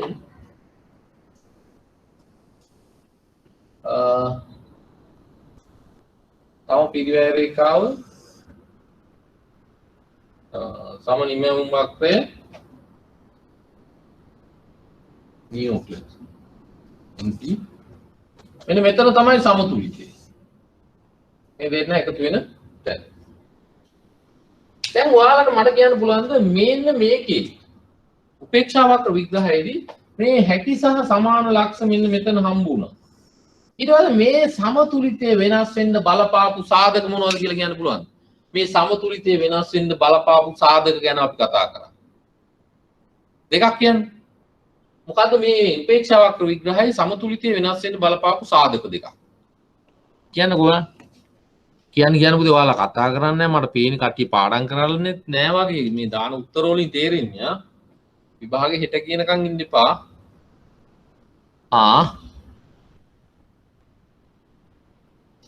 මිල නේද මම දැක්කේ මල්ලි වගේ. ඔව්. මිල සහ ආදායම හොඳයි. මොකද මේ රේඛාව සහ මේ රේඛාව වෙනස් වෙනවා කියන එකනේ. මේකෙන් ආදායම මේකෙන් මිල. සාපේක්ෂ මිල වෙනස් වීමත් අපි කතා කරා. ආදායම වෙනස් වීමත් කතා කරා. එතකොට එහෙනම් මේක ආදායම වැඩිවීම අඩුවීම මත මෙන්න මෙහෙම වෙනස් වෙන එක අපි කිව්වා ICC කියලා. ආදායම වෙනස් වීම මත. මිල වෙනස් වීම මත අපි හිතමු මේ අක්ෂයේ තිබිච්ච මිල වෙනස් වීම මත මිල අඩුවීම නිසා ඇති වෙන නව සමතුලිත අක්ෂයන් යා කරලා අන්තිම වක්‍රය අපි කිව්වා PCC කියලා. මිල පරිභෝජන වක්‍රය ආදායම් පරිභෝජන වක්‍රය. දැන් මේකේ මේ තියෙන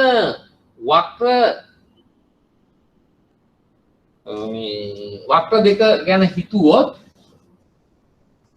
මේකේ තිබේ y භාණ්ඩය x භාණ්ඩය කියන මේකේ තියෙන ශ්‍රමය ප්‍රාග්ධනය ඕන එකක් දාලා නිෂ්පාදන සාධක මේක දිහා බලලා මේකේ ආදායම සහ මිල වෙනස් වුණේ. ඔයාලට කියන්න පුළුවන් මේ සමතුලිතය වෙනස් වෙන්න මොනවා බලපානව ඇද්ද කියලා. මේ රේඛා දෙකේ තීරුම බලලා කියන්න පුළුවන්. කියන්න බෑ. අනිවාර්යයෙන්ම කියන්න පුළුවන්. මොකද එච්චර දන්නේ නැති අය නෙමෙයි ඉන්නේ. මේ සමතුලිතය වෙනස් වෙන්නේ මොනවා වෙනස් වුණොත්ද?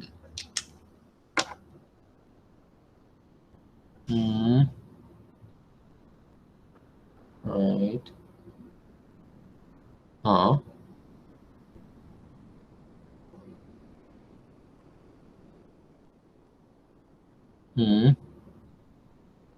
එකක් තමයි ඔක්කොමලා කියන්නේ. තව මොකක්ද වෙන්න? තව එකක් තියෙනවා.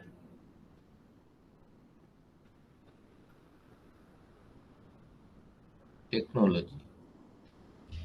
හරි. ඔය සාධක මිල කියන එක හරි. සාධක මිල වෙනස් වුණොත් වෙනස් වෙන්න පුළුවන්. අනිත් එක ආයෝජනීය වෙනස් වුණොත්.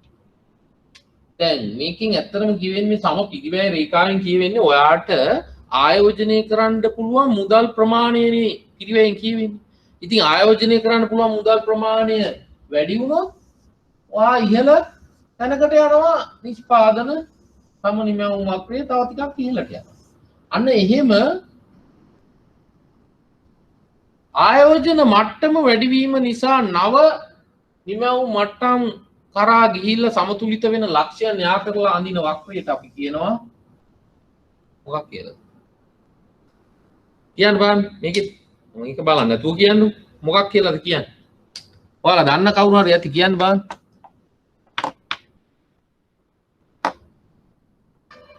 නැද්ද කවුරුද? අවම පිරිවැය ප්‍රසාරණ පතේ.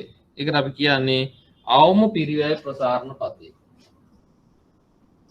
අවම පිරිවැය ප්‍රසාරණ පතේ. අවම පිරිවැය ප්‍රසාරණ පතේ කියලා කියන්නේ. ඒ කියන්නේ පිරිවැය අවම පිරිවැයක් යටතේ තමයි මේ සමතුලිත වෙන්නේ. එහෙම තේරුම ගන්න යන්න ඕනේ නැහැ. කෙරෙන්නේ නිෂ්පාදකයා තම මොකක්ද ආයෝජන මට්ටම වැඩි හෝ අඩු කිරීම නිසා අඩු වෙන්න පුළුවන්. අඩු කිරීම නිසා ඇතිවන නව සමතුලිත ලක්ෂ්‍යයන් යා කරලා අඳින වක්‍රය කියනවා අපි අවම පිරිවැය ප්‍රසාරණ පතේ කියලා. EP. හරි. මේක බලලා කිව්වනම් ඒකත් ලොකු දෙයක්. right? දැන් මේ වක්‍රය මම කියනවා මෙන්න මේ EP වක්‍රය මෙහෙම පිහිටියොත් මේ EP මොකක්වත් කියන්න පුළුවන්ද? EP වක්‍රය තිරස් අක්ෂයට සමාන්තර වෙන ආකාරයට ආසන්නව ගමන් කරනවා නම් මේ පැත්තට ගමන් කරනවා නම් තිරස් අක්ෂයට තිරස් අක්ෂයේ තියෙන සාධක සූක්ෂමව මේ කර්මාන්තය කරගෙන යනවා. ඒ කියන්නේ මේකේ තියෙන ශ්‍රමයනේ. එහෙනම් මේ අවම පිරිවැය ප්‍රසාරණ පතය තිරස් අක්ෂය පැත්තට වැඩි බරක් තියෙනවා නම් අපි කියනවා ඒ අක්ෂයේ තියෙන මොකද්ද? ශ්‍රමය. එහෙනම් මේක ශ්‍රම සූක්ෂම නිෂ්පාදන කර්මාන්තයක් කියලා. ඒක සිරස් අක්ෂයේ පැත්තට යනවා නම් සිරස් අක්ෂයේ තියෙන ප්‍රාග්ධනය ඒක නිසා අපි කියනවා ප්‍රාග්ධන සූක්ෂම නිෂ්පාදන කර්මාන්තයක් කියලා. ඒකට හේතුව දැන් මෙහෙම ඇඳපුවාමත් තේරෙනවා. බලන්නකො මේ ශ්‍රමයේ චූට්ටක් වැඩි වුණාට ප්‍රාග්ධනයේ වේගින් වැඩි වෙනවනේ මේ. ඔය ශ්‍රමය මෙහි චුට්ට අඩු වැඩි වෙන්නේ. හැබැයි මේක වේගින් වැඩි වෙනවා මොනවද? ඒ ප්‍රාග්ධනය. ඒකින්ද අපි ඒකට කියනවා ප්‍රාග්ධන සූක්ෂම නිෂ්පාදන කර්මාන්තයක් කියලා. ඒ ඇති හොඳටම දවසම ගියා එකට. තව චුටි දේවල් ඔක තියෙනවා. ඒ ටිකක් කියව ගන්න. තව පොතකුත් කියා ගන්න. අපි යම් පිළිවෙලේ පාඩමකට ඒක අධිකර කරන්න ඕනේ. ලින්ක් කාලීන ඉතින් ප්‍රශ්නයක් කතා කරන්න කිය වෙලාවේදී පුතේ ඒකනේ වැඩේ. වෙලාව මම කිව්වනේ මේක පල්ලෙහාට යන්නේ මේ වෙලාව. right. එහෙනම් පිරිවැය න්‍යාය. ඒක ආසයිතන එකක්. සහ හරි ලේසි පාඩමක්. පිරිවැය ගැන කතා කරද්දී ආර්ථික විද්‍යාවේ පිරිවැය සහ නිෂ්පාදකයාගේ පිරිවැය එහෙම නැත්නම් ගණකාධිකරණයේ දක්වන පිරිවැය වෙනස්. දැන් ගණකාධිකරණයේදී අපි දක්වන්නේ ගෙවුණු පිරිවැය. එහෙම නැත්නම් සත්‍ය පිරිවැය. එහෙම නැත්නම් ගම්ම්‍ය පිරිවැය. එහෙම නැත්නම් ඍජු පිරිවැය. ඔය එක එක නම් කියන්නේ. මොකේද මේ ගණකාධිකරණය. එහෙම නැත්නම් නිෂ්පාදකයා එයාගේ පිරිවැය. නිෂ්පාදකයා කියන පුද්ගලයා අර්ථ දක්වන්නේ මේ ටික. හැබැයි ආර්ථික විද්‍යාඥයා ඊට වඩා වෙනස්. ආර්ථික විද්‍යාඥයා අපි ගෙවුණු විතරක් ගත්තොත් ගෙවුණු පිරිවැයට අමතරව තියෙනවා මොකද්ද? සැඟවුණු පිරිවැය. මේකට අපි කියනවා ආවස්තික පිරිවැය. හරිද? මේවා මම මේකේ දීලා තියෙනවද පස්සේ බලන්න. හරිද? ගෙවුණු පිරිවැය, ඍජු පිරිවැය, ප්‍රත්‍යක්ෂ පිරිවැය, දෘශ්‍යමාන පිරිවැය, ප්‍රකාශිත පිරිවැය විවිධ නම් එකේ මම දීලා තියෙනවා. ආර්ථික විද්‍යාඥයින්ට මේ ගෙවුණු පිරිවැයට අමතරව ඒ සැඟවුණු එහෙම නැත්නම් ආරෝපිත විවිධ නම් තියෙනවා. ඒකයි මම කිව්වේ ආරෝපිත පිරිවැයක් තියෙනවා. ඒ කියන්නේ මොකද්ද? දැන් මේ සපත්තුවම ගත්තොත් අපි මේ සපත්තුව හදන්න ගිය ශ්‍රමය එතකොට බදු ලාභ වලින් කොතරක් ගියාද ඔය නිෂ්පාදන සාධක සඳහා ගෙවිච්ච සියලු පිරිවැය එකතු කරලා අන්තිමට කියනවා මෙන්න මේක රුපියල් 100යි කියලා. කවුද කියන්නේ නිෂ්පාදකයා කියනවා අපි හිතමු භූමියට ගියා භූමිය නිසා බදු වලට ගියා රුපියල් 5ක්. ශ්‍රමයට ගියා රුපියල් 4ක්. තව ඔහොම නිෂ්පාදන සාධක වල තව 5ක් යනවා ව්‍යවසායකයා. එතකොට මෙතන කීයද පිරිවැය 14යි. නිෂ්පාදකයාගේ අර්ථ දැක්වීම අනුව මේ එයාට ගිය වියදම් ටික. තව තියෙනවා ගොඩක් ඒ ඔක්කොම ටික එකතු කරලා එයා කියනවා මෙන්න මගේ පිරිවැය. හැබැයි ආර්ථික විද්‍යාඥයා මේක පිරිවැය හැටියට ගනින්නේ නැහැ. ගයිනවා. ඊට අමතරව තව පිරිවැයකුත් දානවා. මොකද්ද? මේ 14ට තව එකතු කරනවා මේ සපත්තු හැදුවේ නැත්තම් මේ කියන ස්ථානේ මේ කර්මාන්තය කරේ නැත්තම් ඊළඟට කරන්න තිබ්බ හොඳම කර්මාන්තය සඳහා යන මොකද ඒ කර්මාන්තයෙන් ලබා ගන්න තිබිච්ච ආදායම මේකට පිරිවැයක් හැටියට එකතු කරනවා තව 12. එතකොට 26. නේද? මේක කෙරුවේ නැත්තම් ඊළඟට කරන්න හිටපු එක. ඔයාලා දන්නවනේ අවස්තික පිරිවැය. ඊ අවස්තික පිරිවැයත් මෙයා මේකට එකතු වෙනවා. එහෙනම් ආර්ථික විද්‍යාඥයාගේ පිරිවැය ඍජු පිරිවැය එහෙම නැත්නම් ගෙවුණු පිරිවැයට අමතරව සැඟවුණු එහෙම නැත්නම් ආරෝපිත එහෙම නැත්නම් ආවස්තික පිරිවැය කියන දෙකේම එකතු තමයි අපි ආර්ථික විද්‍යාවේදී පිරිවැය න්‍යාය හැටියට කතා කරන්නේ. එතකොට පිරිවැය න්‍යාය දිගු කාලීන පිරිවැය සහ කෙටි කාලීන පිරිවැය තියෙනවා. මේක තාමත්ම ලේසි ඔක්කොම දන්න පාඩමක්. එනකොට මම අන්තිමට ගානක් දෙන්නම් හදන්න එක. කෙටි කාලීන පිරිවැය දිගු කාලීන පිරිවැය. කෙටි කාලීන පිරිවැය කියන්නේ කෙටි කාලීන නිෂ්පාදන ශ්‍රිතයට එකතු කරනවා නිෂ්පාදන මිල ගන්න. දිගු කාලීන පිරිවැය ශ්‍රිතය කියන්නේ දිගු කාලීන නිෂ්පාදන ශ්‍රිතයට එකතු කරනවා නිෂ්පාදන මිල ගන්න. මේක ස්ථාවර සාධක කියනවා මේක නෑ. එහෙනම් මම එදත් කීවා නිෂ්පාදන ශ්‍රිතය ද්‍රව්‍යාත්මක ශ්‍රිතයක්. ඒ ශ්‍රිතයට නිෂ්පාදන මිල ගණන් එකතු කරපුවාම ඒක පිරිවැය ශ්‍රිතය. එහෙනම් නිෂ්පාදන ශ්‍රිතයෙන් ව්‍යුත්පන්න කරන ලද ශ්‍රිතයක් තමයි පිරිවැය ශ්‍රිතය. එහෙනම් කෙටි කාලීන නිෂ්පාදන ශ්‍රිතයට නිෂ්පාදන සාධකවල මිල ගණන් ඇතුළත් කරපුවාම අපි කියනවා කෙටි කාලීන පිරිවැය ශ්‍රිතය කියලා. දිගු කාලීන නිෂ්පාදන ශ්‍රිතයට නිෂ්පාදන සාධකවල මිල ගණන් ඇතුළත් කරපුවාම අපි කියනවා දිගු කාලීන පිරිවැය ශ්‍රිතය කියලා. හරිද?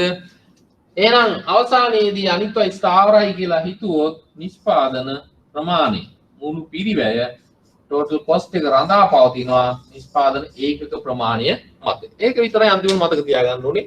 එහෙනම් නිෂ්පාදනය කරන ඒකක ප්‍රමාණය වැඩි වෙන්න පිරිවැය වැඩි වෙනවා. ඒකයි ෆන්ක්ෂන් එක. අපි බලමු කෙටි කාලීන නිෂ්පාදන පිරිවැය. කෙටි කාලීන පිරිවැය. කෙටි කාලයේදී කොහොමද පිරිවැය ගණනය කරන්නේ මට කියන්න පුළුවන්ද? ඒක හරිම ලේසි පාඩමක්. මුළු පිරිවැය අපි අඳුම මෙන්න අර පර්චස් 10 පර්චස් 10ට යනවා රුපියල් 20000. එක ශ්‍රමිකයෙකුට යනවා රුපියල් 50. නිෂ්පාදනය ආරම්භ කරන්න. මේ කෙටි කාලයේ. කෙටි කාලය කියන්නේ ඇයි? පර්චස් 10යි තියෙන්නේ. එහෙනම් ස්ථාවර සාධකයක් තියෙනවා. එහෙනම් කෙටි කාලයේදී මුළු පිරිවැය total cost EC මොනවාට සමාන වෙන්නේ? මේ කියපු ඉුවට. මොනවද කෙටි කාලයේදී තියෙන්නේ? ස්ථාවර සාධකයේ තියෙනවා. එහෙනම් ස්ථාවර සාධකයේ සඳහා යන පිරිවැයට අපි කියනවා fixed cost. ස්ථාවර පිරිවැය. මුළු ස්ථාවර පිරිවැය කියන්නේ අපි total fixed cost කියලා දානවා. TFC. ඇයි මේ purchase 10ට අපි දැන් ස්ථාවර පිරිවැයක් දරුවා. ඊට අමතරව දැන් ශ්‍රමිකයෝ ඉන්නවා. ඒකට අපි කියන්නේ විචල්්‍ය පිරිවැය. ඒක වැඩි වෙනවා. ඒක ස්ථාවර නැහැ. එහෙනම් ඒකට අපි එකතු කරනවා කෙටි කාලයේදී මුළු පිරිවැය කොටස් දෙකයි. එකක් මුළු ස්ථාවර පිරිවැය අනිත් total variable cost එක. මුළු විචල්්‍ය පිරිවැය. මුළු ස්ථාවර පිරිවැය එකතු කරනවා මුළු විචල්්‍ය පිරිවැය. මේ හැදෙන්නේ මොකද්ද? මුළු පිරිවැය. පළවෙනි සැරේට ලියන්නම් ඒක නැත්තම් දන්නේ නැති කෙනෙක්වත් අඩු ගන්න නේද? එහෙනම් මුළු පිරිවැය සමානයි මුළු ස්ථාවර පිරිවැය ධන මුළු විචල්්‍ය පිරිවැය. ඒක පැහැදිලිද? එහෙනම් කෙටි කාලයේදී ඔන්න ඔය විදිහට තමයි හැසිරෙන්නේ. දැන් මේ TFC මුළු ස්ථාවර පිරිවැය කොහොමද? කෙටි කාලයේදී මේ purchase 10 වෙනස් වෙන්නේ නැහැ. එහෙනම් කෙටි කාලීන ස්ථාවර පිරිවැය වක්‍රය කොහොමද? ඔන්න වෙනස් වෙන්නේ නැහැ. TFC වෙනස් වෙන්නේ නැහැ. නිෂ්පාදන ඒකක ප්‍රමාණය x හෝ q මේ පැත්තෙන් cost එක t තියෙනවා. මේ පැත්තේ පිරිවැය අක්ෂ මතක තියාගන්න.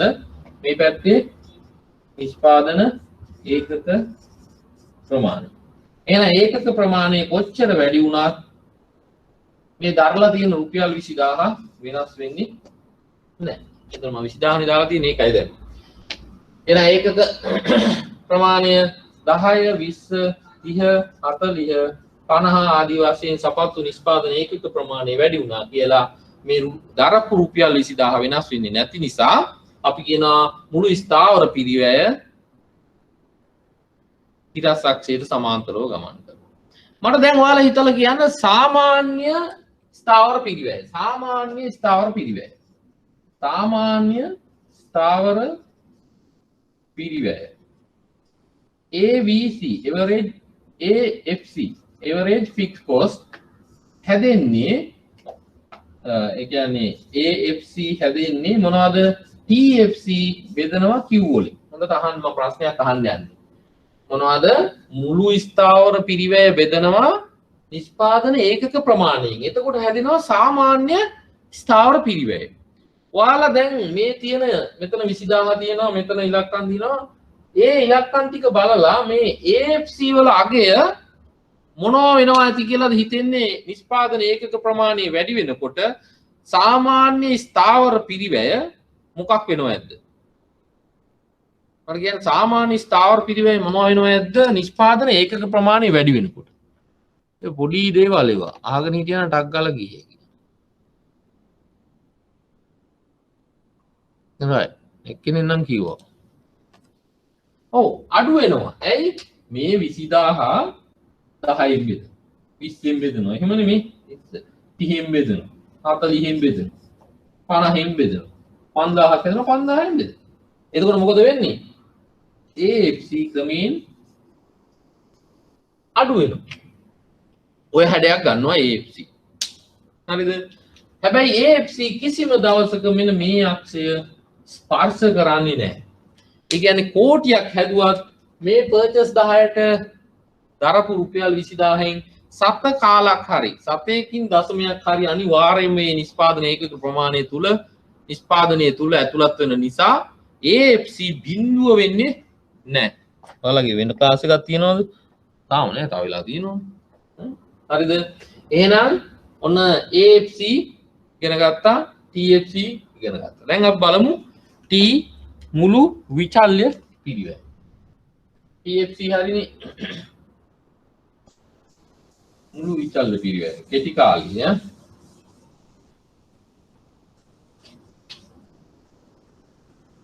මුළු විචල්්‍ය පිරිවැය. ඒකෙත් ඉතින් ටිකක් තා චුට්ටක් ඉගෙන ගන්නත් තියෙනවා ඔයාලා. මුළු විචල්්‍ය පිරිවැය TVC මෙහෙම හැසිරෙනවා. හරිද? TVC වල හැඩය කොහමද? මුලදී අඩු වෙන වේගයකින් වැඩි වෙලා පස්සේ වැඩි වෙන වේගයකින් වැඩි වෙනවා. මට කියන්න මුළු නිෂ්පාදන ශ්‍රිතය කොහොමද හැසිරුණේ? මුළු නිෂ්පාදන නැත්නම් TP වක්‍රය මොන ආකාරයකටද හැසිරුණේ කියලා කියන්න බෑ.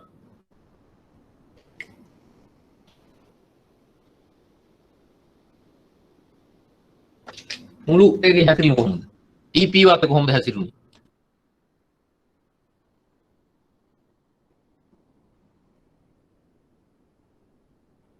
වැඩි වෙන එකකින් ඉහළ යනවා. අඩු වෙනද ලියන්නේ? ඒක හැසිරුණේ වැඩි වෙන වේගයකින් වැඩි වෙලා අඩු වෙන වේගයකින් වැඩි වෙලා උපරිම වෙලා හීන වෙලා. එහෙනම් ඒකේ මුල් ලකුණේ ඉස්සෙල්ලා වැඩි වෙන වේගයකින් වැඩි වෙලා අඩු වෙන වේගයකින් වැඩි. දැන් මුළු විචල්්‍ය පිරිවැය වක්‍රය කොහොමද? මුලදී අඩු වෙන වේගයකින් වැඩි වෙලා පස්සේ වැඩි වෙන වේගයකින් වැඩි වෙනවා. ඉතින් හිතලා බලන්නකෝ ඇයි ඒක? මොකද මුලදී ඒක මුලදී අර නිෂ්පාදන ශ්‍රිතය බලපුවාම නිෂ්පාදනය දෙන්නේ. පැහැදිලිද? හැබැයි පිරිවැය හිමීට වැඩි වෙනවා. ඇයි ඒක? නිෂ්පාදනයේ වේග වලිනුට ඒ සඳහා දරපු පිරිවැය අනිවාර්යයෙන්ම ඒකකයක් සඳහා යන ප්‍රමාණය අඩුයිනේ නේ. එච්චර දුරට දැම්ම හිතන්න බැයිද? රයිට්. එහෙනම් මම තියාගන්න ඕනේ නැත්තේ ඒ වක්‍රයේ පරස්පරය තමයි මේක. ඒක ඉස්සෙල්ලා වැඩි වෙන වේගයකින් අඩු වේගයකින් වැඩි ඊට පස්සේ වැඩි වෙන වේගයකින් වැඩි වෙනවා. දැන් මම ABC ගැන වෙනම කතා කරන් අපි ඒකත් උතන කතා කරමු. හරි. දැන් ඕන එහෙනම් මෙතන පිරිවැය කියලා මෙන්න ප්‍රමාණය කියලා කරන්නේ. මම මේකම ගන්නම්කෝ. ඕකේ ඒක ඕන නිෂ්පාදනයක් කරලා මේ කියනවා. එතකොට ඔයාලට තේරෙයි දැන් මම මොකද වෙන්න යන්නේ? ඔයාලා TC සමානයි TFC ධන TVC දන්නවා. මේක අපි AFC හෙව්වා. දැන් TC අපි ඔන්න AFC හෙව්වා. හැඩය කොහමද? ක්‍රමයෙන් හීන වෙනවා.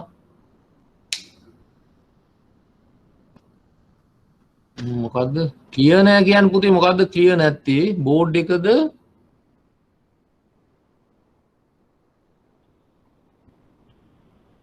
ක්ලියර් නෑ කියන්නේ මම අර දැන් ලියපු එක නිල් පාට එක පේන්නේ නැද්ද? දැන් හරි. ඒ පොඩි පොඩි ඉතින් තාක්ෂණ දෝෂ එනවා ඇත්තේ. හරි. හරි. අපි එතකොට සාමාන්‍ය ස්ථාවර පිරිවැය ක්‍රමයෙන් අඩු වෙනවා කියලා ලියුවා. දැන් මම ඔයාලට දැන් කියලා දෙන්න යන්නේ සාමාන්‍ය විචල්්‍ය පිරිවැය AVC කොහොමද කියලා.